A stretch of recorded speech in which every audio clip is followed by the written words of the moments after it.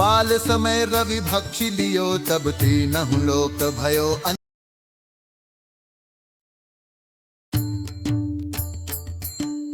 बाल समय रवि भक्षी लियो तब तीनहु लोक भयो अंधियारू। बाल समय रवि भक्षी लियो तब तीनहु लोक भयो अंधियारू। ताहि सो त्रास भयो जग को यह संकट कहूँ सो जात न टारू।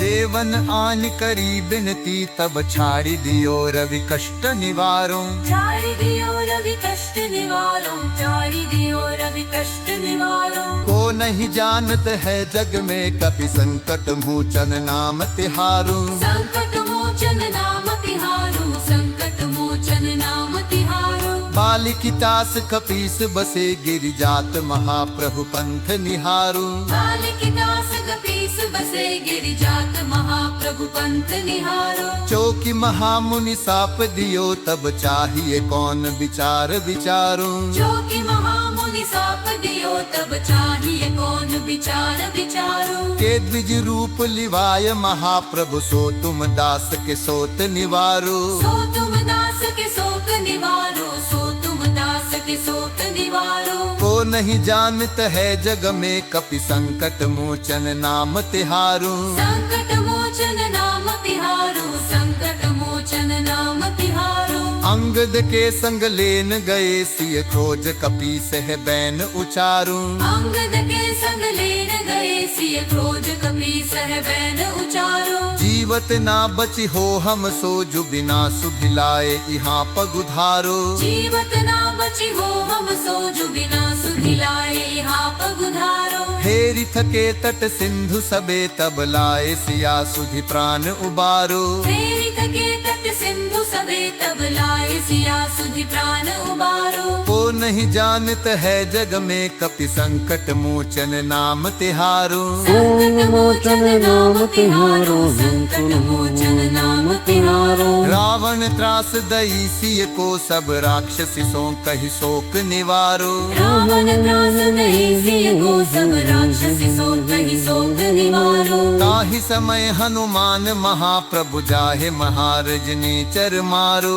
ताहि समय हनुमान महाप्रभु जाहे महारजनी चर मारो। चाहत सिय अशोक सो आगे सुदे प्रभु मुत्र का शोक निवारो। चाहत सिय अशोक सो आगे सुदे प्रभु मुत्र का शोक निवारो। को नहीं जानत है जग में कपि संकट मोचन नाम तिहारो। संकट मोचन नाम तिहारो, संकट मोचन नाम तिहारो। बान लजो उर लक्ष्मण के तब प्राण तजे सुत रावण मारो। बान लजोर लक्ष्मण के तब प्राण तजे सुत रावण मारो। लैगे वैद्य सुषेन समेत दबै गिरि द्रोण सुबीर उपारो। लगे वैद्य सुषेण समेत दबै गिरि द्रोण सुबीर उपारो। आनि सजीवन हाथ दई तब लक्ष्मण के तुम प्राण उबारो।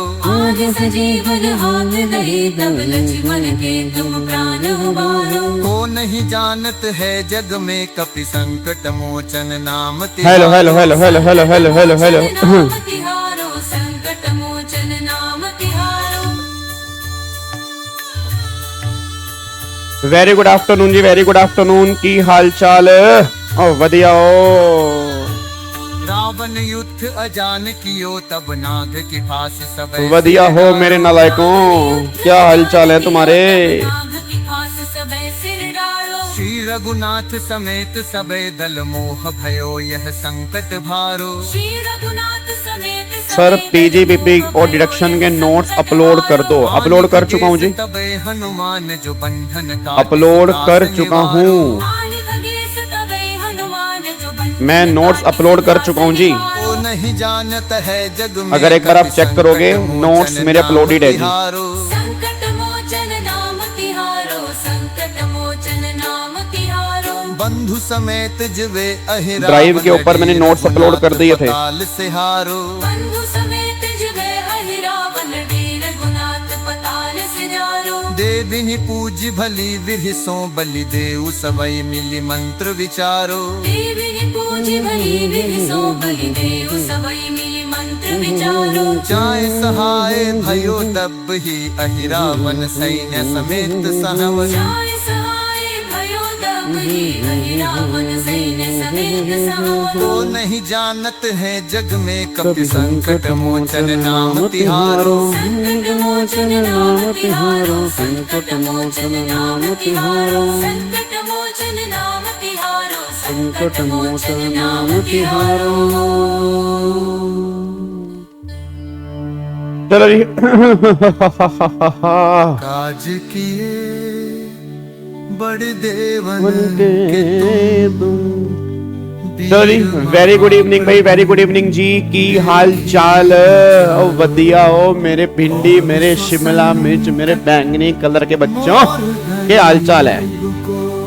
बढ़िया हो? जो तुम सो चलो बहुत बढ़िया जी, बढ़िया ही होना चाहिए। Very good evening, very good afternoon. Rishika sir advance text के नोट्स नहीं है तो एडवांस टेक्स्ट के नोट्स मैं अपलोड कर दूंगा, ठीक है। गुड इवनिंग, गुड आफ्टरनून वंश, नेहा, रवि, उसके बाद हर्ष, उसके बाद आर्यन।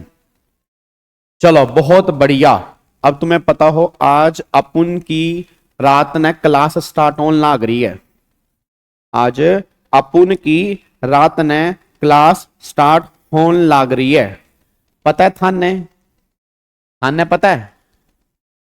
थाने पता है कि आज हम क्लास स्टार्ट कर रहे हैं। आज हमारी एक नई सीरीज स्टार्ट होने वाली है। उस सीरीज का नाम है note for all but for all, ठीक है। तो सारे बच्चे पहुंच जाना चाहिए, सारे बच्चे पहुंच जाना। ये सीरीज तुम्हारे लिए बहुत इंपॉर्टेंट होने वाली है। जो इस सीरीज को मिस करेगा उसका नुकसान हो सकता है, क्योंकि इसके अंदर क्वेश्चंस करने हैं और क्वेश्चन भी खतरनाक लेवल वाले क्वेश्चन करने हैं, और वो क्वेश्चन करने हैं जिससे तुम्हें एग्जाम में दिक्कत आती है, ठीक है ना। वो क्वेश्चन करने हैं जिससे तुम्हें एग्जाम में दिक्कत आती है। जो पॉइंट्स तुम बार बार भूल जाते हो तो उन क्वेश्चन की प्रैक्टिस करनी है, ठीक है। चलो अब एक बार फटाफट से यहाँ पे आ जाओ जी। अब एक बार फटाफट से यहाँ पे आ जाओ सारे के सारे बच्चे। तो चैप्टर जो हमने कल वाली क्लास में रिवीजन जो स्टार्ट की थी वो हमने स्टार्ट की थी पीजीबीपी की जी। तो रिवीजन हमने यहाँ पे स्टार्ट की थी पीजीबीपी की जी। तो सेक्शन नंबर 28 हमने यहाँ पे एक बार रिवाइज कर लिया था। तो 28 में एक बच्चे को डाउट है, आई थिंक पॉइंट नंबर 9 बच्चा कह रहा है। तो पॉइंट नंबर 9 वो ये बात कहना चाह रहा है, जो कार्बन क्रेडिट होते हैं, मतलब कार्बन क्रेडिट जो होते हैं, जो ग्रीन हाउस गैसेस होती हैं, तो गवर्नमेंट कहती है वो गैसेस प्रोड्यूस ना हो तो उसके एमिशन को रोकने के लिए गवर्नमेंट तुम्हें बेनिफिट देती है। तो वो कार्बन क्रेडिट जो होते हैं, तो गवर्नमेंट ने कहा जी वो टैक्सेबल होते हैं, बट हम कंसेशनल रेट से वो टैक्सेबल करते हैं। वो टैक्सेबल जो होंगे वो 10% के रेट से होंगे। जैसे नॉर्मल बिजनेस की इनकम जो होती है वो स्लैब रेट से टैक्सेबल होती है, बट कार्बन क्रेडिट जो होते हैं वो टैक्सेबल होते हैं 10% के रेट से। वो ये बात कहना चाह रहा था। सर मेरी टाइमिंग अब तो बेटे मेरे बाबू, मेरे भिंडी कलर के बच्चे, अब अगर तुम्हारा टाइमिंग अगर क्लैश हो रहा है तो बताओ मैं क्या करूं? या तो वो देख लो या ये देख लो, ये बाद में देख लेना, वो पहले देख लो, वो पहले देख लो, ये बाद में देख लेना, ये पहले देख लो, वो बाद में देख लेना, नालायक। चलो इधर देखो ध्यान से, एक बार फटाफट से यहाँ पे आ जाओ। अब आज वाली क्लास में एक तो सेक्शन नंबर 29 हमें देखना है, और 29 के बेस पे आज हम यहाँ पे क्वेश्चंस भी देखेंगे, और क्वेश्चन एग्जाम में किस तरह के बनते हैं वो भी आज हम देखना स्टार्ट करेंगे, ताकि तुम्हें आइडिया लगेगा कि जो हमारा पीजीबीपी वाला क्वेश्चन बनता है वो किस लेवल का बनता है जी, ठीक है जी। चलो अब एक बार सारे के सारे बच्चे ने पहले सेक्शन नंबर 29 को एक बार मैं दोबारा से रिवाइज करवा रहा हूं जी, ठीक है। कल भी हमने रिवाइज किया था, एक बार दोबारा से रिवाइज करते हैं, क्योंकि 29 हमारा सबसे मेन सेक्शन है, क्योंकि पूरा का पूरा पीजीबीपी जो है वो सेक्शन 29 के बेस पे काम करेगा।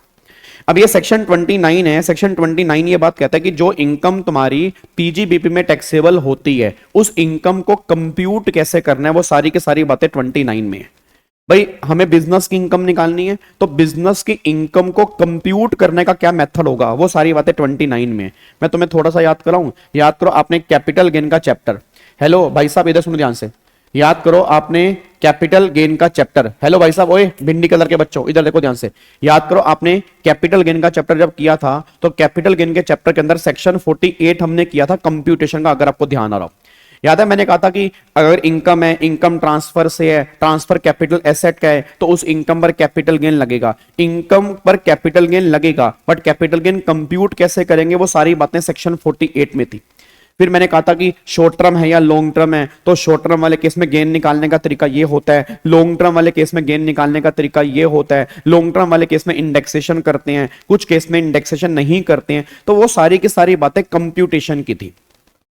तो ऐसे यहां पे सेक्शन 29 हमें बताता है कि अगर किसी पर्सन को बिजनेस की इनकम निकालनी है तो बिजनेस की इनकम निकालने का सेक्शन कौन सा होगा, तो सेक्शन 29 कह रहा है कि हम तुम्हें मेथड बताएंगे अगर तुम्हें बिजनेस की इनकम निकालनी है।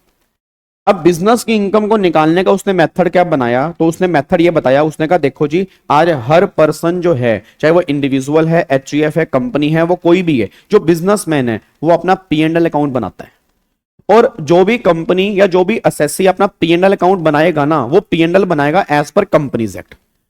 मतलब कोई भी पर्सन इनकम टैक्स एक्ट के बेस पे P&L नहीं बनाता, इनकम टैक्स का P&L बनता है बिल्कुल बाद में, जब हमें टैक्स पे करना होता है ना, उस टाइम पर इनकम टैक्स के P&L की बात होती है। नॉर्मली हर पर्सन जो है वो एज पर अकाउंट्स अपना P&L बनाता है। अब एक बात बताओ, जब उसने एज पर अकाउंट्स अपना P&L बनाया होगा तो उसमें क्या किया होगा, उसने एज पर अकाउंट्स जब अपना P&L बनाया होगा तो उसने यहां पर P&L अकाउंट बनाया होगा, और जो उसने P&L बनाया होगा एज पर अकाउंट्स वो बनाया होगा एज पर नॉमिनल अकाउंट। अगर आपको याद आ रहा हो, आपके अकाउंट्स में 3 गोल्डन रूल होते हैं, रियल, पर्सनल, नॉमिनल। कौन कौन से हैं, रियल, पर्सनल, नॉमिनल। तो जो आपका P&L बनता है वो नॉमिनल अकाउंट के बेस पे बनता है। नॉमिनल अकाउंट क्या कहता है, नॉमिनल अकाउंट का रूल ये बात कहता है, debit all the expenditure and losses, credit all the income and gains. वो ये बात कहता है। मैं बिल्कुल स्लो चल रहा हूं क्योंकि ये सेक्शन सबसे इंपॉर्टेंट है भाई। सेक्शन 29 वो ये बात कहता है भाई हम इनकम कैसे निकालेंगे वो तुम्हें बता देंगे।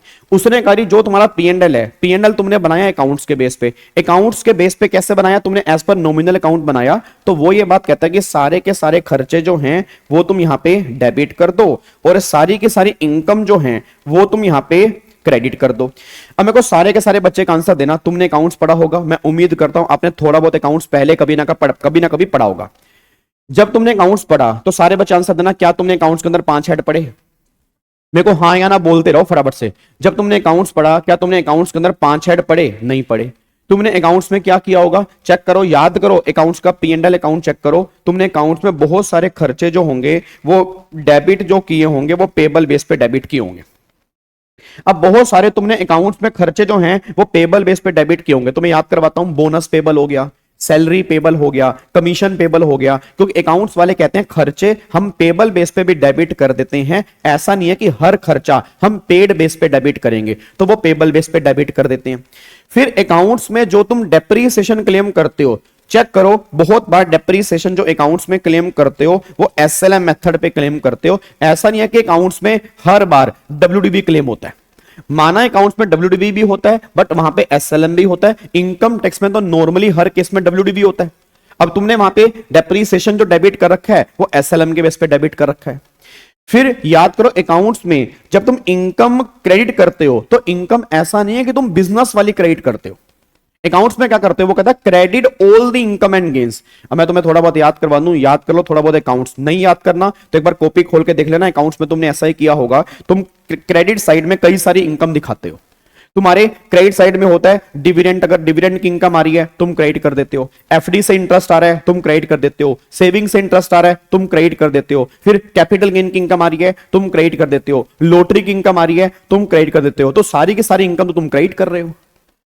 मैं तुमसे एक बात जानना चाह रहा हूं, तुमने सारी की सारी इनकम क्रेडिट कर दी, सारे के सारे खर्चे तुमने डेबिट कर दिए, फिर तुमने यहां पे निकाल दिया नेट प्रॉफिट। आप मेरी बात से एग्री करते हो? आप ऐसा ही करते हो? आप मेरी बात से एग्री करते हो? आप ऐसा ही करते हो? खर्चे डेबिट कर देते हो, खर्चे डेबिट कर देते हो, इनकम क्रेडिट कर देते हो, फिर इनकम में से खर्चे माइनस करने के बाद तुम यहां पे नेट प्रॉफिट निकालते हो। अब जो ये नेट प्रॉफिट है ये किस काम आता है, तो जितने भी इन्वेस्टर हैं वो तुम्हारा ये वाला प्रॉफिट देखते हैं कि इस कंपनी का नेट प्रॉफिट कितना आ रहा है। बट प्रॉब्लम क्या है, हम इन्वेस्टर के पॉइंट ऑफ व्यू से बात नहीं कर रहे, हम इनकम टैक्स के पॉइंट ऑफ व्यू से बात कर रहे हैं। अब अगर इनकम टैक्स के पॉइंट ऑफ व्यू से बात करेंगे तो हमें बिजनेस की इनकम निकालनी है। अब सारे बच्चे बोलना, अगर मुझे बिजनेस की इनकम निकालनी है तो क्या कोई पर्सन या क्या कोई कंपनी ये कह सकता है कि जो मेरे नेट प्रॉफिट हैं यही नेट प्रॉफिट मेरे बिजनेस की इनकम है? मैं तुमसे एक बात जानना चाह रहा हूं कि क्या कोई पर्सन ये कह सकता है कि जो ये मेरे नेट प्रॉफिट हैं वही मेरी बिजनेस की इनकम है? Answer is no. भाई सिंपल सी बात है, ये तुम्हारे बिजनेस की इनकम कैसे हो गई? क्योंकि ये जो नेट प्रॉफिट है, ये नेट प्रॉफिट निकले कैसे? आपने सारे खर्चे माइनस किए, सारी इनकम आपने इसमें जोड़ी, फिर इनकम में से खर्चे माइनस किए, फिर तुम्हारे नेट प्रॉफिट आ गए। तो भाई ये नेट प्रॉफिट सही तो नहीं है, ये नेट प्रॉफिट बिजनेस के प्रॉफिट तो नहीं है, क्योंकि इसमें बहुत सारे खर्चे ऐसे माइनस हैं जो क्या पता वो बिजनेस के हो ही ना। बहुत सारे खर्चे ऐसे माइनस हैं जो मे बी बिजनेस के हो, बट इनकम टैक्स वाले उसको अलाउड ही ना करते हो। नहीं बात समझ में आ रही? भाई सर आप हमें एग्जांपल दे सकते हैं? क्यों नहीं दे सकता। याद करो, अगर आपने पहले कभी एग्जाम दिए हैं, अगर आपने पहले कभी क्वेश्चन किए हैं, तो उसने मान लो पीएनएल के डेबिट साइड में लिखा हुआ है to municipal tax on house property.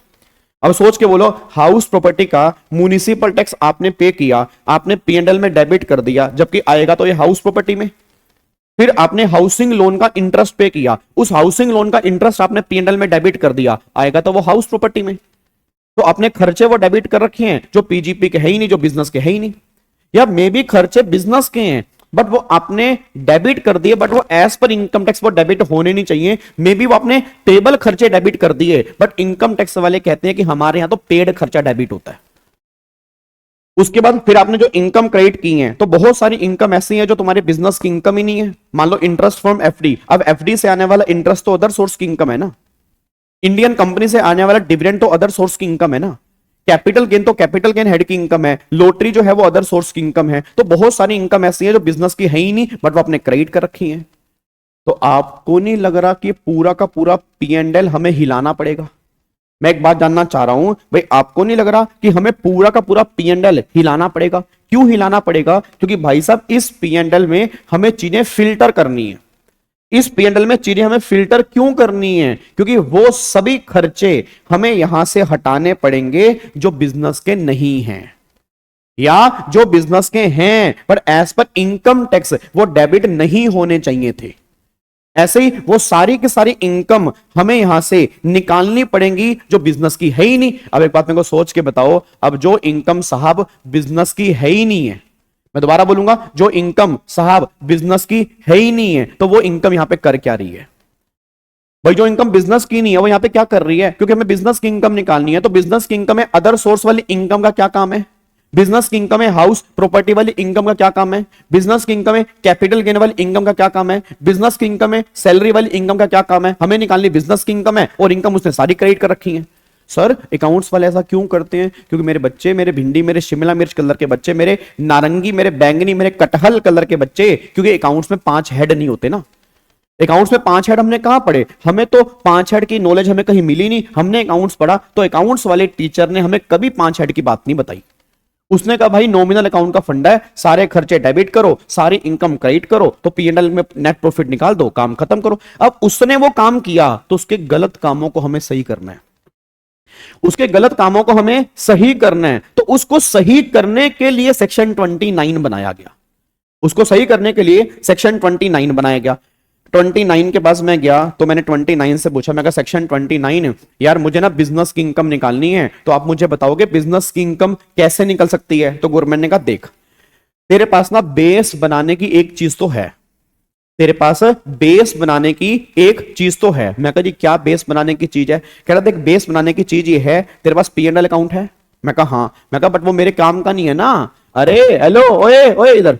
मैं कहा बट वो मेरे काम का नहीं है ना साहब, क्योंकि वो पीएनएल तो मिक्स है, उसमें सारे खर्चे डेबिट हैं, सारी इनकम क्रेडिट हैं, तो उसमें जो नेट प्रॉफिट है वो तो मेरे काम का नहीं है। तो गवर्नमेंट ने कहा हम ये नहीं कह रहे वो तेरे काम का है या नहीं है, हम ये कह रहे हैं तेरे पास बेस बनाने की चीज है। मैं कहा बताओ बेस बनाने का क्या है? तो गवर्नमेंट ने कहा जो ये तुम्हें पीएनएल अकाउंट दिया हुआ है, जो ये तुम्हें पीएनएल अकाउंट दिया हुआ है ना, उस पीएनएल अकाउंट में जो तुम्हारा नेट प्रॉफिट है उसको तू बेस बना दे। जो तेरा पीएनएल अकाउंट है उसमें जो नेट प्रॉफिट है उसको तो बेस बना ले। मैं कहा ठीक है। मैं कहा साहब एक बात बताओ, जब मैंने नेट प्रॉफिट बेस बनाया बट ये नेट प्रॉफिट तो मेरे बिजनेस की इनकम नहीं है। तो गवर्नमेंट ने कहा हमने कब कहा तेरे बिजनेस की इनकम है, बट इसको बेस बनाकर तू बिजनेस की इनकम निकाल सकता है, इसको बेस बनाकर तो बिजनेस की इनकम निकाल सकता है। अब इसको बेस बनाकर तो बिजनेस की इनकम निकाल सकता है, तो मैं कहा कैसे निकालूंगा? तो गवर्नमेंट ने कहा सुनो, गवर्नमेंट ने कहा सबसे पहले ऐसा कर, जो तेरा नेट प्रॉफिट है भाई, जो भी तेरा यहां पे नेट प्रॉफिट है तो नेट प्रॉफिट को तू बेस बना ले। मैं कहा बना लिया।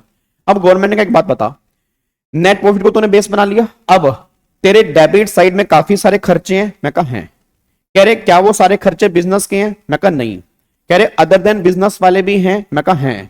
कहते बट अदर देन बिजनेस वाले कैसे हो सकते हैं? मैं कह रही अकाउंट्स में कुछ भी हो सकता है। अकाउंट्स वाले कहते हैं सारे के सारे खर्चे जो हैं वो डेबिट कर दो, तो अकाउंट्स में कुछ भी पॉसिबल है। तो यहां पे इन्होंने हाउस प्रॉपर्टी वाले खर्चे भी डेबिट किए हो सकते हैं, यहां पे इन्होंने अपना अदर सोर्स वाले खर्चे भी डेबिट किए हो सकते हैं। तो उसने कहा पहली बात तो वो कर, जब वो खर्चे डेबिट किए हुए हैं मतलब इस नेट प्रॉफिट में वो खर्चे माइनस किए हुए हैं।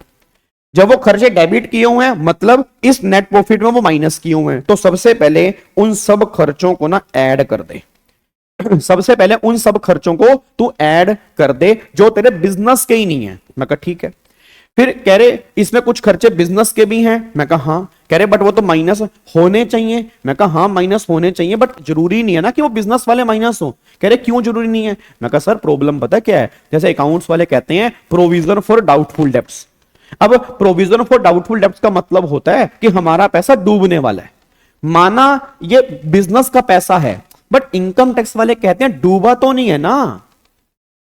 मैं तू डूबा मतलब जब पैसा डूब जाएगा तो इनकम टैक्स में तभी अलाउड होगा, डूबने वाला है। प्रोविजन कभी इनकम टैक्स में अलाउड नहीं होते।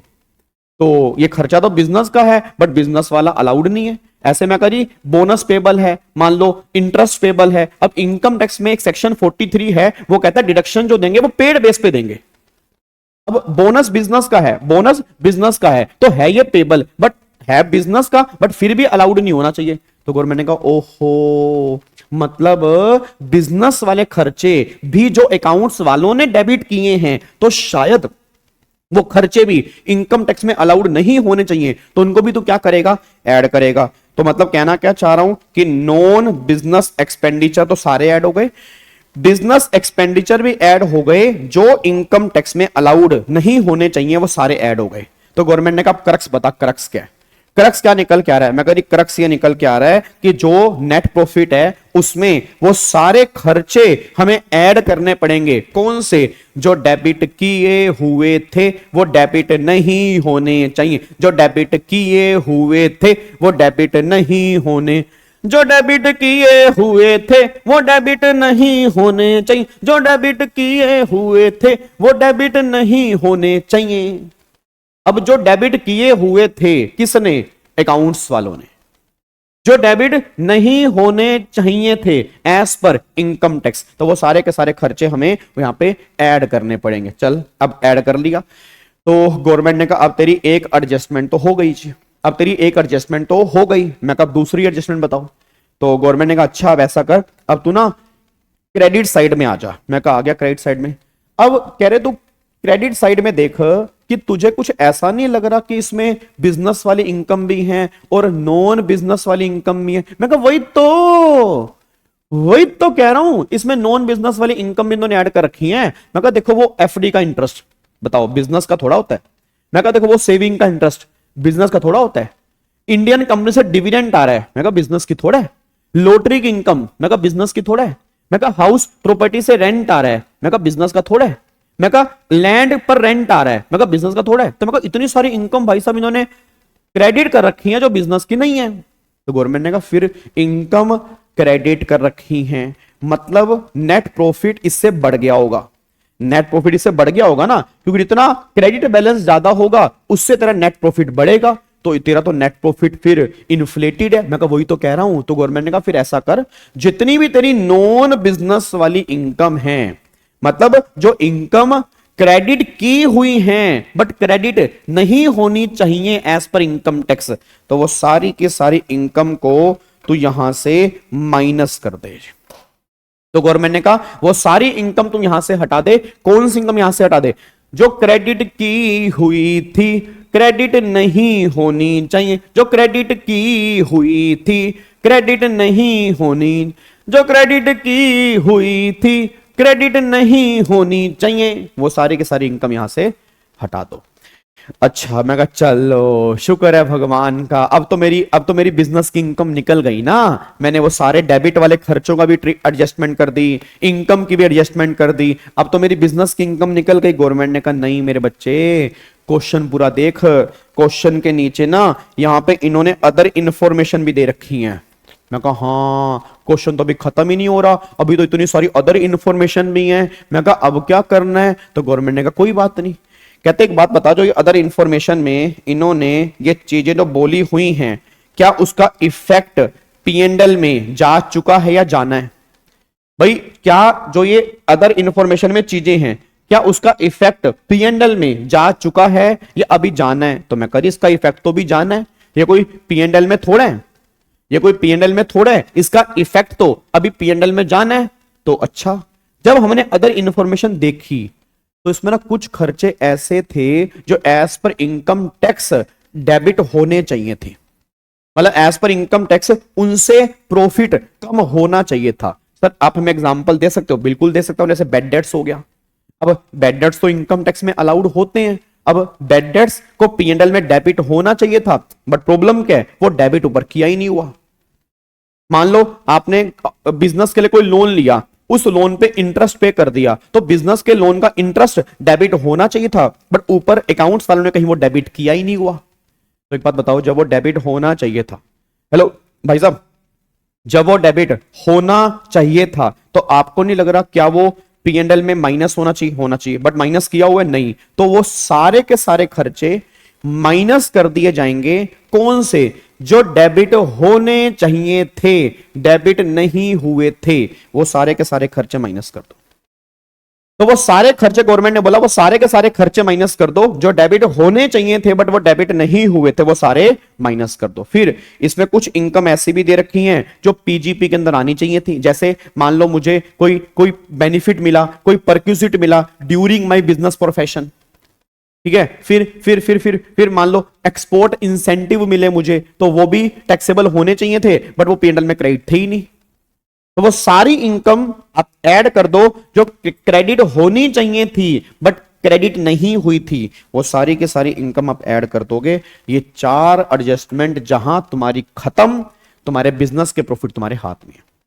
मैं गारंटी दे रहा हूं, मैं 100% तुम्हें गारंटी दे रहा हूं, जिसने भी आज तक पेपर दिए हैं, अगर आप में से किसी बच्चे ने जब भी तुमने पीजीपी वाला क्वेश्चन किया होगा, मैं तुम्हें 100% गारंटी दे रहा हूं, चेक करना तुमने ये 4 एडजस्टमेंट की होंगी। इन 4 एडजस्टमेंट के अलावा कोई एडजस्टमेंट हो ही नहीं सकती है। और ये 4 एडजस्टमेंट अगर हमें समझ में आ गई तो फिर पीजीपी की क्वेश्चन में कोई जान ही नहीं बची। यही 4 एडजस्टमेंट तो बस हमें समझनी है, और यही हमारा सेक्शन 29 है, और सेक्शन 29 के बेस पे ही पूरे के पूरे पीजीपी के क्वेश्चन सोल्व होंगे जी। तो एक बार सारे के सारे बच्चे जी, हाँ जी, एक बार सारे बच्चे, हेलो भाई साहब, एक बार सारे बच्चे मेरे को बताओ, अगर पहले मेरे को बताओ तुमने निकालना क्या है, फटाफट से बोलो, तुम्हें निकालना क्या है? बिजनेस की इनकम। बिजनेस की इनकम को निकालने के लिए क्या तुम्हारा कोई बेस है? क्या बेस है? Net profit. नेट प्रॉफिट कौन से वाले? इनकम टैक्स वाले, अकाउंट्स वाले? अकाउंट्स वाले। तो उससे तुम क्या निकालोगे? बिजनेस के प्रॉफिट। क्या करोगे उसमें? एडजस्टमेंट। कितनी करोगे? 4। कौन सी? 2 खर्चों की, 2 इनकम की। 2 खर्चों की, 2 इनकम की। अब जो कंपनीज एक्ट वाला नेट प्रॉफिट है, मतलब अकाउंट्स वाला नेट प्रॉफिट है, उसमें वो सारे खर्चे ऐड कर दिए जाएंगे, उसमें वो सारे खर्चे ऐड कर दिए जाएंगे। कौन से खर्चे? जो डेबिट किए हुए थे वो डेबिट नहीं होने, जो डेबिट किए हुए थे वो डेबिट नहीं होने, जो डेबिट किए हुए थे वो डेबिट नहीं होने चाहिए, वो सारे ऐड कर दोगे। वो सारे खर्चे माइनस कर दिए जाएंगे। कौन से? जो डेबिट होने चाहिए थे वो डेबिट नहीं हुए थे, जो डेबिट होने चाहिए थे वो डेबिट नहीं हुए थे, जो डेबिट होने चाहिए थे वो डेबिट नहीं हुए थे, वो सारे के सारे खर्चे माइनस कर दोगे। वो सारी की सारी इनकम तुम माइनस कर दोगे। कौन सी? जो क्रेडिट की हुई थी, क्रेडिट नहीं होनी, जो क्रेडिट की हुई थी क्रेडिट नहीं होनी चाहिए, जो क्रेडिट की हुई थी क्रेडिट नहीं होनी चाहिए, वो सारी की सारी इनकम हटाओ यहां से, क्योंकि वो तुम्हारे बिजनेस की नहीं है। और फिर कौन कौन सी इनकम ऐड करेंगे? जो क्रेडिट होनी चाहिए थी वो क्रेडिट नहीं हुई थी, जो क्रेडिट होनी चाहिए थी वो क्रेडिट नहीं हुई थी, जो क्रेडिट होनी चाहिए थी वो क्रेडिट नहीं हुई थी। तो वो सारी की सारी इनकम तुम यहां पे ऐड कर दोगे, जब जाके तुम्हारे प्रॉफिट आएंगे बिजनेस के, जब जाके तुम्हारे प्रॉफिट आएंगे बिजनेस के। अब बच्चा कह रहा है रट तो लियो, अब ये कौन बताबो, ये कौन बताबो, गाबो ओ मेरी गाबो, ओ मेरी गाबा, गाबा सर, ओ मेरे गाबा सर, ये कौन बताएगा कि कौन से खर्चे डेबिट होने चाहिए थे, कौन से खर्चे डेबिट नहीं होने थे, कौन सी इनकम क्रेडिट होनी चाहिए थी, कौन सी इनकम क्रेडिट नहीं होनी थी। अब देखो कौन सी इनकम क्रेडिट नहीं होनी थी, ये तो तुम्हें पता है, पता है कैपिटल गेन नहीं होंगे, अदर सोर्स के नहीं होंगे, हाउस प्रॉपर्टी के नहीं होंगे, सैलरी के भी नहीं होंगे, वो सारे हटा दो जी, वो सारे हटा दो। फिर कौन सी इनकम क्रेडिट होनी चाहिए थी, बोलो बोलो, सेक्शन 28 वाली, याद करो सेक्शन 28 वाली, सेक्शन 28 वाली, सेक्शन 28 वाली क्रेडिट होनी चाहिए थी, क्योंकि वो चार्जिंग सेक्शन में तो वो सारी की सारी इनकम क्रेडिट होनी चाहिए थी। तो बस वो देख लो, अगर वो इनकम तुम्हें दिख रही है और वो क्रेडिट नहीं है तो उसमें कर दोगे। सर फिर अगला क्वेश्चन, कौन से खर्चे डेबिट होने चाहिए थे, बोलो बोलो, कौन से खर्चे डेबिट होने चाहिए थे, बोलो बोलो। 30 से लेके 38 वाले याद करो, आपको मैंने कल भी कहा था 30 से लेके 38 वाले जितने भी सेक्शन है वो एक्सपेंडिचर अलाउड के तो हैं, वो एक्सपेंडिचर अलाउड के तो हैं। अब एक्सपेंडिचर अलाउड के मतलब क्या है, जब तुम 30 से 38 पढ़ोगे तो जो वहां वहां खर्चे दिए हुए हैं तो वही तो डेबिट होने चाहिए थे, वही तो डेबिट होने चाहिए थे, वही तो डेबिट होने चाहिए थे। सर कौन से खर्चे डेबिट नहीं होने थे, बोलो बोलो, कौन से खर्चे डेबिट नहीं होने थे। सेक्शन 40 याद करो, section 40 expenditure disallowed, it means अगर मैं 40 में कवर हो गया तो वो खर्चे डिसअलाउड है। याद करो 10,000 से ऊपर कैश पे कर दिया तो डिसअलाउड है। ट्रांसपोर्टर वाले केस में तुमने 35,000 रुपए की लिमिट पड़ी होगी, टीडीएस नहीं काटा तो डिसअलाउड है। अगर मैंने किसी ऐसे पर्सन को पे कर दिया कि वो अनरीजनेबल पेमेंट है या एक्सेसिव पेमेंट है तो डिसअलाउड है। हाँ तो बस यही तो है, यही तो चीजें हैं। और अगर तुमने यही कर लिया तो फिर तो बात ही खत्म नहीं होगी, फिर तो बात ही खत्म नहीं होगी। क्या बताओ, कोई दिक्कत तो नहीं है? पक्का पक्का। अब एक बार मैं तुम्हें दिखा देता हूं, देखो जी इस तरह का अपुन के एग्जाम में क्वेश्चन बनता है। अपुन के एग्जाम में क्वेश्चन किस तरह का बनता है जी, ये देखो मैं तुम्हें दिखा रहा हूं। ये देखो ये क्वेश्चन है, जैसे मान लो अब तुम्हें ये क्वेश्चन है, ये देखो ऐसा क्वेश्चन दिया होता है जी। अब एक बार क्वेश्चन पढ़ते हैं, सारे के सारे बच्चे क्वेश्चन पढ़ेंगे जी, सारे के सारे बच्चे क्वेश्चन पढ़ो फटाफट से जी।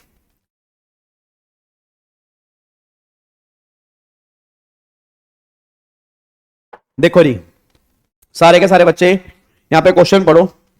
अब तुम्हें P&L अकाउंट दिया हुआ है, अब P&L अकाउंट में इन्होंने यहां पे डेबिट कर रखा है इनकम टैक्स, ठीक है। उसके बाद बोनस पेबल, उसके बाद प्रोविजन फॉर डाउटफुल डेब्ट्स, उसके बाद डेप्रिसिएशन एसएलएम मेथड वाला, एडवर्टीजमेंट एक्सपेंडिचर पेड 1 लाख रुपए, municipal tax paid on house property 50,000 रुपए के, फिर gross profit, interest from FD, dividend वाली इनकम है, profit on sale of import entitlement licence और rent receive on house property, ये आ गया। और फिर ये आपके नेट प्रॉफिट निकल के आ गए, ये आपके नेट प्रॉफिट निकल के आ गए। उसके बाद देखो फिर अगला देखो, उसने अदर इंफॉर्मेशन दे रखी है। अब अदर इंफॉर्मेशन में क्या है, बेड डेट्स दे रखे हैं, बेड डेट्स 30,000 रुपए के। फिर आपको उसने बोल रखा है डेप्रिसिएशन WDV मेथड वाला 2,80,000 रुपए का। फिर उसने बोला profit on sale of DFRC, ये 2 लाख रुपए की है। अब उसने बोला बिजनेस की इनकम निकाल दो, अब उसने बोला बिजनेस की इनकम निकाल दो। अब मेरे को सारे बच्चे बताओ सबसे पहले बेस क्या बनेगा, पहले मुझे ये बताओ सबसे पहले बेस क्या बनेगा। मेरे को बस ये बता दो, बस मेरे को ज्यादा नहीं सुनना तुमसे, मेरे को ज्यादा तुम्हें इंटेलिजेंट नहीं बनाना, तुम बहुत इंटेलिजेंट बन जाओगे, मेरे को दिक्कत हो जाएगी, मेरे को दिक्कत हो जाएगी, मुझे बहुत ज्यादा तुम्हें इंटेलिजेंट नहीं बनाना। तो सारे बच्चे मुझे फटाफट से बता दें, बताओ सबसे पहले बेस क्या बनेगा, net profit. Net profit base बनेगा। अब नेट प्रॉफिट में क्या करोगे, एडजस्टमेंट। तो ऐसा करते हैं पहले ऐसा करते हैं हम एडजस्टमेंट करते हैं डेबिट साइड की, पहले करते हैं डेबिट साइड। अब मेरे को बताना अकाउंट्स वालों ने इनकम टैक्स 2 लाख रुपए का डेबिट कर रखा है। क्या ये खर्चा बिजनेस का है? क्या इनकम टैक्स, पहली बात, क्या इनकम टैक्स कोई खर्चा है? माना तुम जेब से पे करते हो, माना तुम जेब से पे करते हो, बट क्या जेब से पे करने वाली हर चीज खर्चा होती है? नहीं होती भाई। याद करो, मैंने तुम्हें रेगुलर बैच के अंदर भी कहा था, इनडायरेक्ट टैक्स वाले खर्चे, इनडायरेक्ट टैक्सेस से रिलेटेड खर्चे इनकम टैक्स में अलाउड होते हैं, बट डायरेक्ट टैक्स वाले खर्चे अलाउड नहीं होते, क्योंकि डायरेक्ट टैक्स तो एक पर्सनल लाइबिलिटी है यार। इनकम टैक्स तो, ओए मेरे बाबू, ओए भिंडी, ओए सुन, इनकम टैक्स तो पर्सनल इनकम पे करते हैं ना। तो जो इनकम टैक्स पर्सनल इनकम पे करते हैं, तो पर्सनल इनकम पर पे करने वाला खर्चा कैसे हो गया? ये तो पर्सनल एक्सपेंडिचर है, तो ये तो गलत कर दिया उन्होंने। ओहो, ऐड करो, ऐड करो, इसको ऐड करो। फिर बोनस पेबल, अब बोनस पेबल, अब बोनस पेबल, बोनस बिजनेस वाला खर्चा है, बोनस बिजनेस वाला खर्चा है। अकाउंट्स वालों ने अलाउड कर दिया, बट प्रॉब्लम पता क्या है? सेक्शन 43 है इनकम टैक्स में, वो लठ लेके खड़ा हो गया, कह रहा तेरी ऐसे की तैसे, अरे अरे अरे अरे इधर इधर, कह रहा जो बोनस पेबल है ना, बोनस खर्चे पेड बेस पे अलाउड हो। मैं बोनस वाला जो बोनस है ना, बोनस पेड बेस पे अलाउड होता है। अब बोनस पेड बेस पे अलाउड होता है, उन्होंने पेबल को भी डेबिट कर रखा है, तो ऐड करेंगे, ऐड करेंगे जी। उसके बाद फिर प्रोविजन फॉर डाउटफुल डेब्ट्स। अब अगर प्रोविजन फॉर डाउटफुल डेब्ट्स है, हेलो भाई साहब, ओए इधर, हेलो ओए चिंटू इधर, प्रोविजन फॉर डाउटफुल डेब्ट्स है, तो 50,000 जो प्रोविजन है वो तो गलत है ना, क्योंकि इनकम टैक्स में प्रोविजन डेबिट ही नहीं होते, उसको हटा दो यहां से। फिर depreciation, SLM method, SLM method तो अलाउड ही नहीं होता इनकम टैक्स में, नॉर्मली डब्ल्यूडीबी अलाउड होता है, उसको भी ऐड कर दो। एडवर्टीजमेंट एक्सपेंडिचर पेड, अब एडवर्टीजमेंट एक्सपेंडिचर पेड, एडवर्टीजमेंट वाले खर्चे साहब अलाउड होते हैं। आपने अगर पहले साहब ओ साहब मेरे, अगर आपने पहले पीजीपी पढ़ा हुआ है तो याद करो, सेक्शन 37 में एडवर्टीजमेंट वाले खर्चे आते हैं, तो ये तो अलाउड है, पेड भी है, अलाउड है, तो अलाउड है, तो हमें कुछ भी नहीं करना, हमें कुछ भी नहीं करना। फिर म्युनिसिपल टैक्स, अब म्युनिसिपल टैक्स तो हाउस प्रॉपर्टी वाला है, हाउस प्रॉपर्टी वाला म्युनिसिपल टैक्स वो हाउस प्रॉपर्टी के चैप्टर में जाएगा, तो यहां पे क्यों आएगा, उसको ऐड करो। अब तुम क्रेडिट साइड में आ जाओ, अब तुम क्रेडिट साइड में आ जाओ। अब देखो यहाँ पे interest on FD other source की इनकम है, यहां से माइनस कर दो। डिविडेंड, डिविडेंड वाली इनकम अदर सोर्स की है, माइनस कर दो। Profit on sale of import entitlement license, याद है 28 section 28, export incentive, export incentive यहां पे आते हैं, तो ये तो यहीं पे आएगा। रेंट मिल रहा है हाउस प्रॉपर्टी वाला, हाउस प्रॉपर्टी की इनकम है, यहां से माइनस कर दो। आगे देखो फिर अदर इंफॉर्मेशन, अब बैड डेट्स है, तो बैड डेट्स तो इनकम टैक्स में अलाउड होता है ना, तो बैड डेट्स तो माइनस होना चाहिए था, माइनस किया नहीं इन्होंने, तो 30,000 पे माइनस कर दो। फिर आपका डेप्रिसिएशन डब्ल्यूडीबी मेथड, ये भी अलाउड होता है, इसको भी माइनस कर दो। और फिर profit on sale of import and DFRC, ये डीएफआरसी क्या होता है, याद करो एक्सपोर्ट इंसेंटिव होता है, याद है duty free replenishment certificate, export incentive है, ये भी यहां पे टैक्सेबल होता है। मतलब क्रेडिट होना चाहिए था, बट इन्होंने क्रेडिट नहीं किया, तो इसको हम क्या करेंगे, ऐड करेंगे।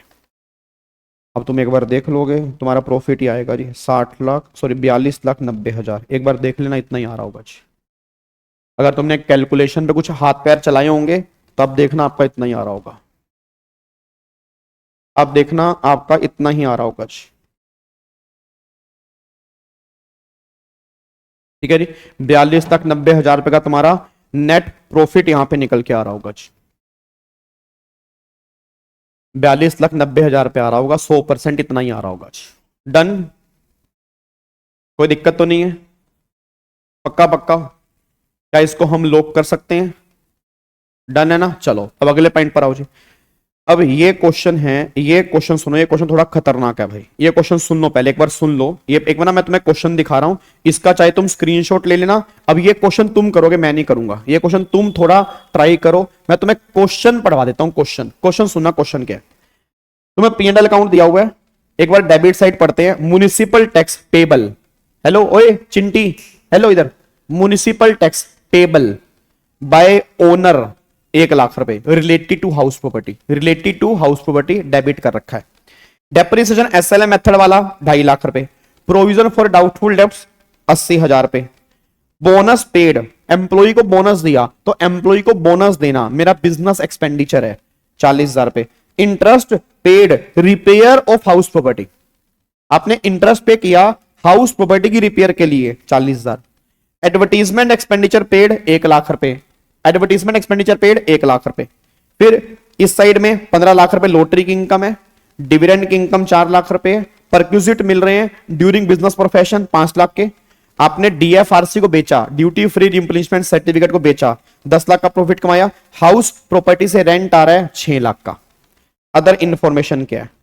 अदर इंफॉर्मेशन क्या है? सुनो ध्यान से, अदर इंफॉर्मेशन क्या है? डेप्रीसिएशन डब्ल्यूडीबी मेथड वाला दिया हुआ है 45,000, profit on sale of import entitlement license 8 lakh, salary, hello ओए, बिजनेस के साथ में तुम पार्ट टाइम जॉब भी करते हो, 20,000 रुपए पर मंथ सैलरी है, इंटरेस्ट मिल रहा है एफडी से, 2 लाख रुपए का इंटरेस्ट मिल रहा है एफडी से। उसने क्या बोला? टोटल इनकम निकालो। भाई साहब मिक्स क्वेश्चन आ गया, नहीं होगा।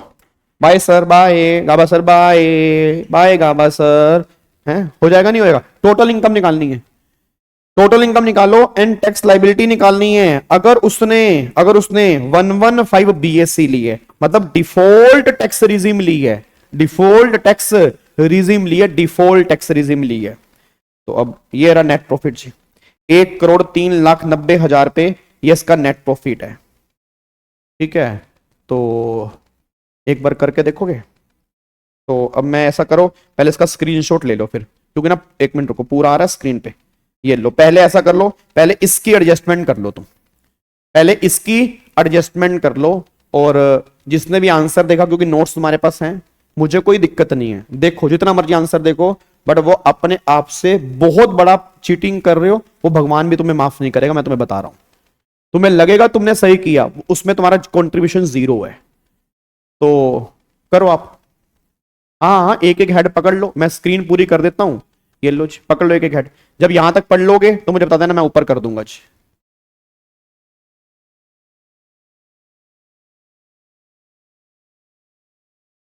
मेरे को टोटल इनकम बतानी है, टोटल इनकम, मेरे को टोटल इनकम बतानी है, टोटल इनकम, और फाइनल टैक्स बताना है मुझे। मेरे को टोटल इनकम बतानी है और फाइनल टैक्स बताना है जी।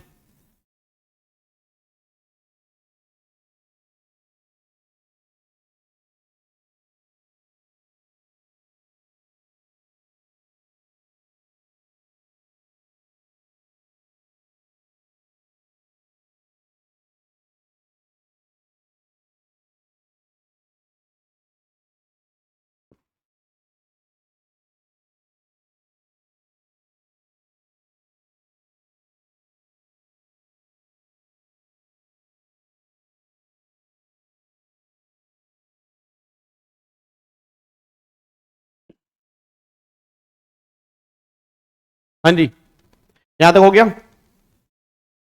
प्रोविजन का अमाउंट 80,000 है, 80,000, 80,000, 80,000 है जी। जो 9 बजे क्लास है उसके क्वेश्चन नहीं दूंगा मैं, अगर क्वेश्चन ही दे दूंगा तुम तो घर से नकल मार के आ जाओगे। जब तुम्हारे पेपर होता है तो पेपर में तुम्हें क्वेश्चन मिलते हैं, सीधा वहीं देखते हो ना।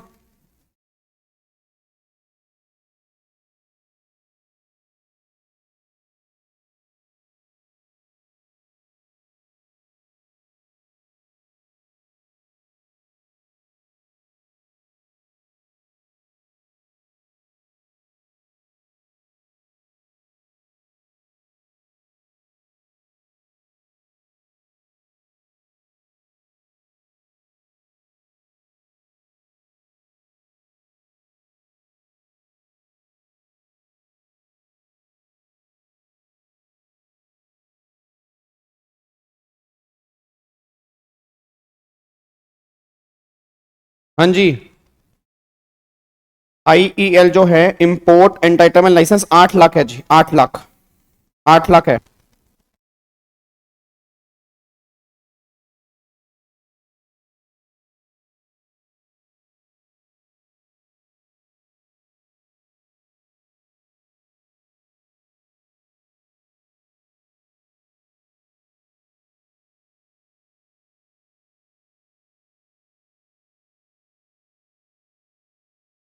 हाँ जी, जल्दी निकालो फटाफट से, टोटल इनकम निकालनी है और टैक्स निकालना है भाई। टोटल इनकम निकालनी है और टैक्स निकालना है। मुझे ये अलग अलग इनकम तो बताओ बताओ, अच्छी बात है, बट मुझे टोटल इनकम भी बताओ और टैक्स भी बताओ।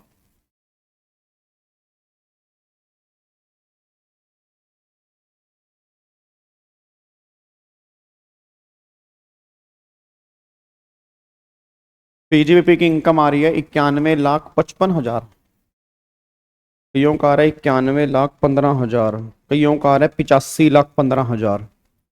पता नहीं क्या कर रहे हो यार, क्या करोगे तुम यार। डर का माहौल है भाई, हर तरफ डर का माहौल है भाई। ऐसे तो काम नहीं चलेगा, ऐसे तो काम नहीं चलेगा ना मेरे बच्चे, कैसे काम चलेगा बताओ ना।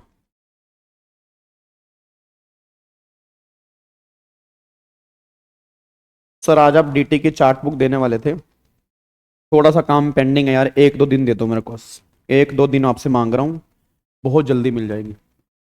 क्रेडिट साइड ये लो जी, ये क्रेडिट साइड है, ये क्रेडिट साइड है।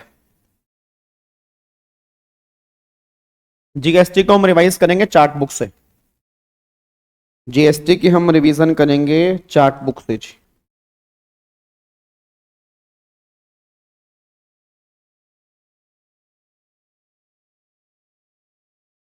डन।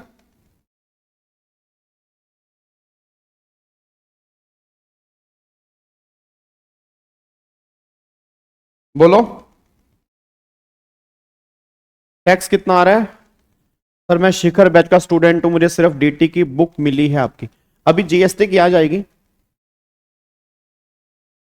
अरे यार मेरे को पहले आंसर बताओ ना, एक तो तुम अपने अपने क्वेश्चन पूछते रहते हो, क्वेश्चन नहीं करते तुम, ये कब मिलेगा, वो कब मिलेगा, ये कब होगा, वो कब होगा, जल्दी बताओ मुझे आंसर।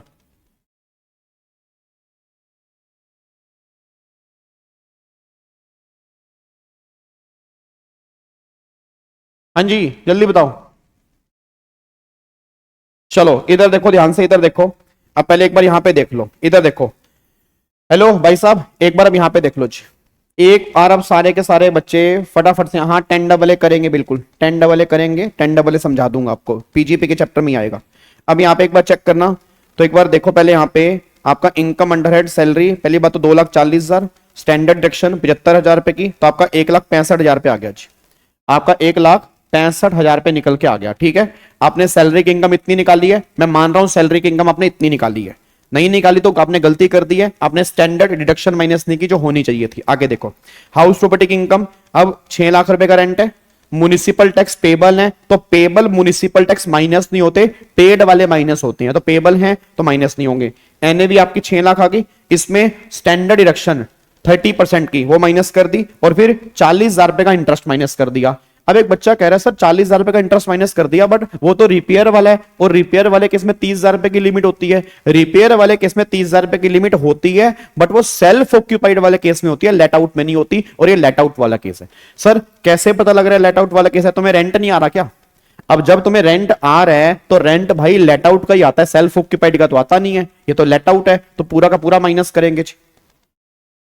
उसके बाद देखो यहाँ पे ये आ गया हाउस प्रॉपर्टी। फिर अगर मैं पीजीपी की इनकम की बात करता हूं तो पीजीपी की इनकम आ रही है 91,15,000। चेक कर लो, पीजीपी की इनकम आ रही है 91,15,000 जो है, जिन जिनका भी आंसर है उसकी पीजीपी की इनकम आ रही है 91,15,000। अब ये 91,15,000 कैसे आ रही है देख लो जी। अब यहाँ पे म्युनिसिपल टैक्स पेबल ऐड कर दिया, डेप्रिसिएशन एसएलएम वाला ऐड कर दिया, प्रोविजन फॉर डाउटफुल डेब्ट्स आपने यहां पे ऐड कर दिया, फिर रिपेयर वाला इंटरेस्ट आपने ऐड कर दिया, फिर उसके बाद डेप्रिसिएशन डब्ल्यूडीबी वाला माइनस कर दिया, उसके बाद यहां पे लॉटरी की इनकम माइनस कर दी, डिविडेंड माइनस हो गया, रेंट माइनस हो गया, फिर यहां पे इंपोर्ट एंटाइटलमेंट लाइसेंस के जो प्रॉफिट थे वो यहां पे ऐड हो गए, तो 91,15,000 रुपए की आपकी बिजनेस की इनकम है। 91,15,000 रुपए की आपकी बिजनेस की इनकम है। शुभम 9 बजे होगी, 9 बजे, ठीक है। उसके बाद देखो फिर कैपिटल गेन की कोई इनकम नहीं है, कैपिटल गेन की इनकम नहीं, हटा दो। अदर सोर्स की इनकम बताओ। अदर सोर्स में लॉटरी 15 लाख रुपए का है, डिविडेंड 4 लाख का है, एफडी का इंटरेस्ट आपका 2 लाख है, 15 4 19 और 2 यहाँ पे 21 लाख रुपए आएगा। यहाँ पे क्या आएगा? 21 लाख रुपए आएगा। अब अगर मैं टोटल करूंगा तो 1,17,60,000 रुपए यहां पे आ रहा है जी। 1,17,60,000 रुपए आ रहा है।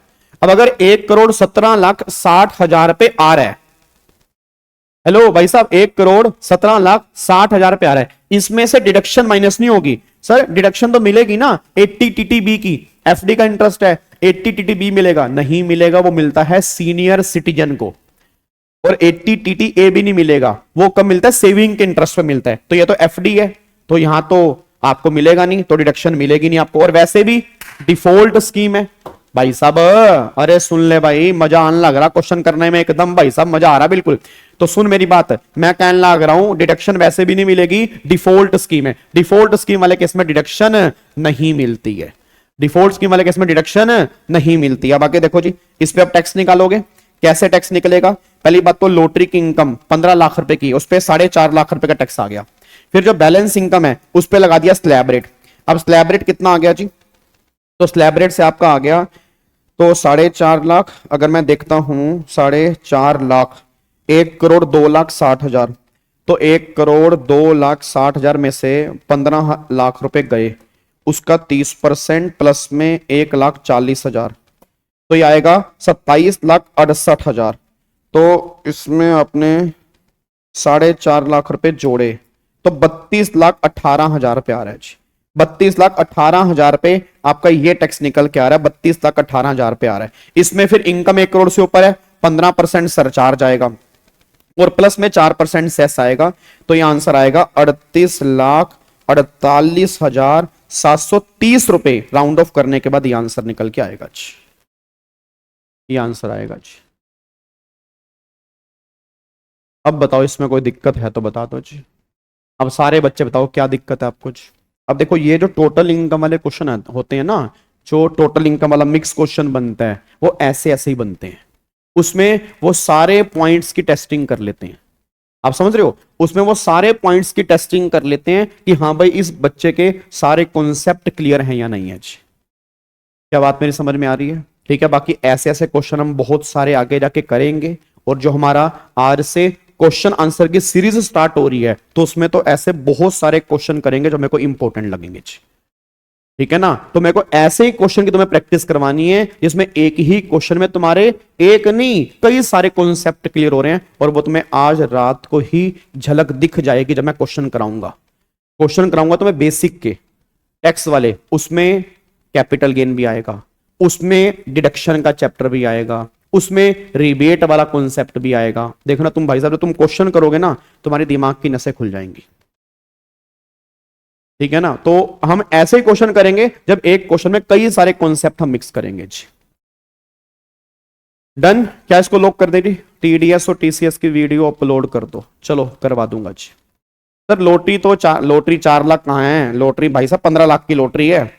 लॉटरी की इनकम जो है 15 लाख की है। ये लो, लॉटरी की इनकम 15 लाख की है। 4 लाख रुपए तो डिविडेंड है, 4 लाख रुपए का डिविडेंड है, ये बात ध्यान देना। ठीक है, चलो अब इसको लॉक करते हैं जी।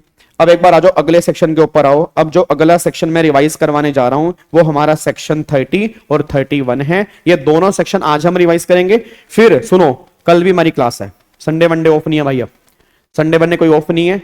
टाइमिंग कोशिश करूंगा मैं टाइमिंग तुम्हारा यही रखूं। टाइमिंग थोड़ा बहुत ऊपर नीचे होगा तो आपको बता दूंगा, बट ऑफ नहीं होगा। मैं कल कैसे भी करके क्लास लूंगा, कल मैं कैसे भी करके क्लास लूंगा। ठीक है ना? तो कल हम क्या करेंगे? कल हम सबसे इंपॉर्टेंट सेक्शन स्टार्ट करेंगे, डेप्रीसिएशन वाला। और तुम सब जानते हो डेप्रीसिएशन वाला सेक्शन कितना इंपॉर्टेंट है, तुम्हारा दिल जानता है। जब तुमने रेगुलर बैच में किया था डेप्रीसिएशन, तुम्हें उसमें दिक्कत आई थी। ठीक है, तुमने कहीं से भी पढ़ा हो, ये बात तुमने जरूर सुनी होगी कि पूरे इनकम टैक्स में डेप्रीसिएशन वाला कॉन्सेप्ट बहुत इंपॉर्टेंट है। ठीक है जी, तो वो कल वाली क्लास में डिस्कस करेंगे जी। सर डीएफआरसी का प्रॉफिट डिडक्ट क्यों नहीं किया? वो डिडक्ट क्यों होगा जी? डीएफआरसी तो बिजनेस की इनकम है। एज पर सेक्शन 28 डीएफआरसी के प्रॉफिट तो पीजीपी के अंदर ही आते हैं ना, तो वो माइनस क्यों होंगे जी? ठीक है, चलो अब फटाफट से आ जाओ। अब 2 सेक्शन हम डिस्कस करने जा रहे हैं, एक तो सेक्शन नंबर 30 और एक सेक्शन नंबर 31। अब जो बच्चे कह रहे थे ना सर कौन कौन से खर्चे अलाउड होते हैं, कैसे पता लगेगा, अब हमारी स्टार्टिंग होने जा रही है जी। अब हमारी जो है वो स्टार्टिंग होने जा रही है। अब तुम्हें पता लगेगा कि कौन कौन से खर्चे जो हैं वो डेबिट होने चाहिए। तो सबसे पहला सेक्शन 30 है, वो बात करता है कि अगर कोई खर्चा बिल्डिंग से रिलेटेड है उसका ट्रीटमेंट क्या होगा, वो 30 में है। 31 कहता है कि अगर कोई खर्चा मशीनरी से रिलेटेड है उसका ट्रीटमेंट क्या होगा, वो 31 में है। पहले ये दो चीजें दिमाग में डालो।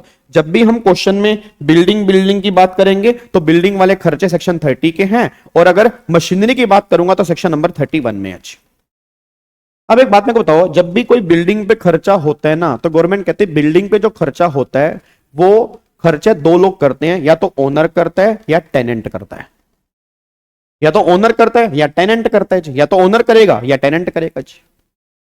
अब या तो वो ओनर खर्चा करेगा या वो टेनेंट खर्चा करेगा। अब गवर्नमेंट ने कहा सुन, अगर बिल्डिंग पर ओनर ने खर्चा किया और रिवेन्यू खर्चा किया तो ओनर अपने पीएनएल में वो सारा खर्चा डेबिट कर लेगा, हमें कोई दिक्कत नहीं है।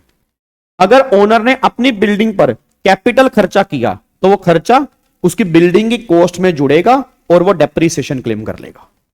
सिंपल फंडा, जिसकी बिल्डिंग उस पर रिवेन्यू खर्चा करे अपने पीएनएल में डेबिट कर ले, कैपिटल करे अपनी बिल्डिंग की कॉस्ट में ऐड करे और वो डेप्रीसिएशन क्लेम कर ले। सर अगर टेनेंट ने खर्चा किया होगा, तो अगर टेनेंट ने खर्चा किया दूसरे की बिल्डिंग पर रिवेन्यू अपने पीएनएल में, टेनेंट उसको डेबिट कर सकता है। जैसे मान लो मैं यहां पर फेस टू फेस क्लास लेता हूं, इसका रेंट पे करता हूं, that is my revenue expenditure, अपने पीएनएल में मैं डेबिट कर सकता हूं। और अगर कोई टेनेंट बिल्डिंग पर कैपिटल खर्चा करता है तो क्या होगा, तो उतने खर्चे के लिए हम टेनेंट को ही उसका ओनर मान लेंगे और उतने खर्चे पर टेनेंट डेप्रीसिएशन क्लेम कर सकता है, कोई दिक्कत वाली बात नहीं है। यह बात लिखी है एक्सप्लेनेशन 1 टू सेक्शन 32(1). वो कहता है अगर टेनेंट बिल्डिंग पर कैपिटल खर्चा करता है तो उसको डीम्ड बिल्डिंग मान के टेनेंट को हम उसका डेप्रीसिएशन अलाउड करवा देंगे। ये तो बिल्डिंग वाले खर्चे का हो गया। मशीन वाले खर्चे में क्या होगा, सेम होगा, सेम सेम बिल्कुल। मशीन पर अगर खर्चा हुआ, अगर ओनर ने अपनी मशीन पे रिवेन्यू खर्चा किया 100% अलाउड है।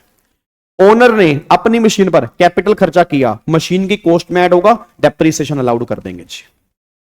अगर टेनेंट ने दूसरे की मशीन पे रिवेन्यू खर्चा किया 100% अलाउड है। बस एक पॉइंट ध्यान रखना, अगर टेनेंट दूसरे की मशीन पर कैपिटल खर्चा करेगा तो वो अलाउड नहीं होता, क्योंकि गवर्नमेंट कहती है प्रैक्टिकली टेनेंट कभी मशीन पर कैपिटल खर्चा करता ही नहीं है।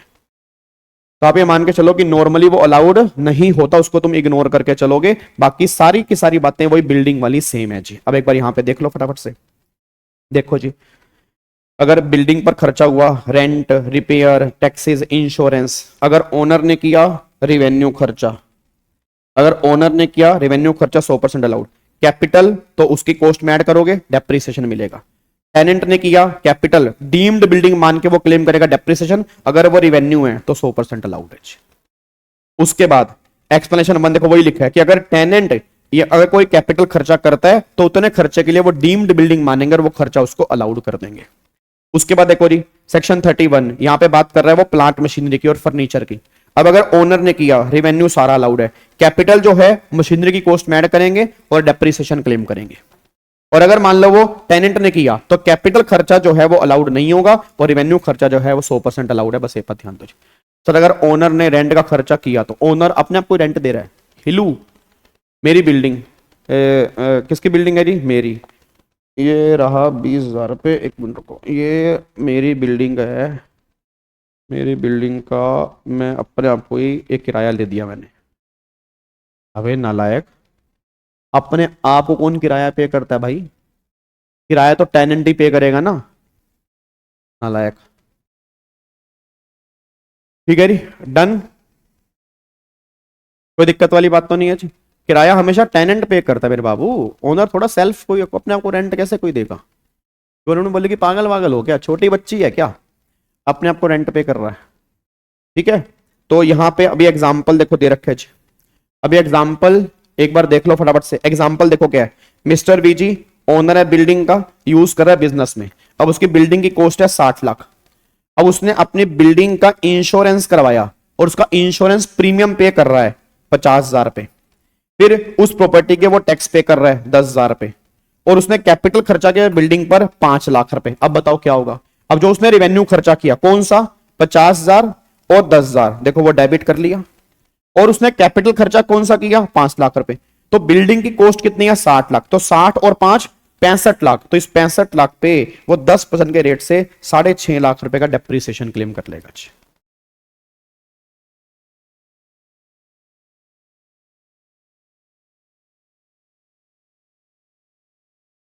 सर आज रात वाले सेशन आप लक्ष्मीनगर में नहीं भाई, घर भी जाना होता है भाई मेरे, सारा दिन में स्टूडियो मेरा कोई गद्दा कोई मेरा ऑफिस में थोड़ा लगा हुआ, तो मैराथन होती है एक दिन की लाइव। ठीक है, घर से ही लूंगा, लाइव ही होगा सेशन, फेस टू फेस नहीं होगा जी। डन, लॉक करे जी, क्लियर है, पक्का पक्का बात समझ में आ रही है जी।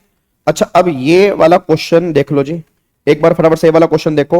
अब इसमें दोनों खर्चा कर रहे हैं, इसमें दोनों खर्चा कर रहे हैं, इसमें ओनर भी खर्चा कर रहा है, टेनेंट भी कर रहा है। देखो ये ओनर की बिल्डिंग है, इसकी कॉस्ट है 50 लाख, डेप्रीसिएशन जो है वो 10% है, इसका वो टैक्स पे कर रहा है प्रॉपर्टी टैक्स 1 लाख रुपए, और उसने कैपिटल खर्चा किया अपनी बिल्डिंग पर 10 लाख का। फिर ये बिल्डिंग किराए पर दी टेनेंट को, टेनेंट किराया पे कर रहा है 50,000 रुपए पर मंथ। ठीक है जी, उसके बाद टेनेंट ने उसकी बिल्डिंग पर कैपिटल खर्चा किया 6 लाख रुपए, और उसने रिपेयर वाला खर्चा किया 50,000 रुपए। अब बताओ क्या करेंगे जी, जल्दी बताओ, फटाफट से बताओ क्या करेंगे जी, जल्दी बताओ फटाफट से क्या करेंगे। अब यहां पे देखो ओनर है, तो ओनर ने जो खर्चा किया ये प्रोफेशनल टैक्स 1 लाख रुपए, डेप्रीसिएशन देखो अब 50 लाख की इसकी कॉस्ट है, उसने 10 लाख कैपिटल खर्चा किया, 50 और 10 कितना 60 लाख, तो 60 लाख का 10% 6 लाख रुपए वो क्लेम कर लेगा डेप्रीसिएशन। क्लियर।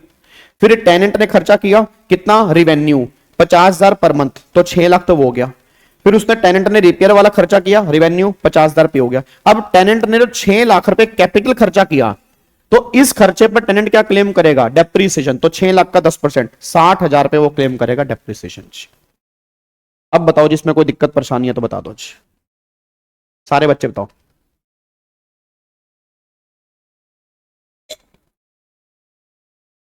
डन जी, चलो तो अब जाके ये पॉइंट हमारे यहां पे खत्म हो जाता है।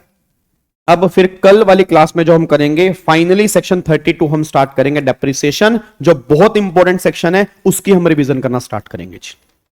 ठीक है, बाकी सारे के सारे बच्चे मेरे को मिल रहे हैं आज शाम को। कोई आईपीएल, देखो मैं आपको बता दूं सर, ये आईपीएल जो स्टार्ट हो रहे हैं ये एक बड़ी खतरनाक चीज है आपके एग्जाम के लिए। एंटरटेनमेंट के लिए एक अलग चीज है, बट एग्जाम के लिए खतरनाक है, थोड़ा बच के रहना, क्योंकि तुम्हारे एग्जाम ही तुम्हें आगे जाके पैसा देंगे, ये बात ध्यान देना। आज समझ में आ रही है ना, तो थोड़ा सा आपको ध्यान रखना पड़ेगा कि आपको करना क्या है जी। ठीक है, चलो ओके जी, bye bye, tata, thank you so much, God bless you, जय हिंद, thank you so much, bye bye जी, take care, God bless you ji.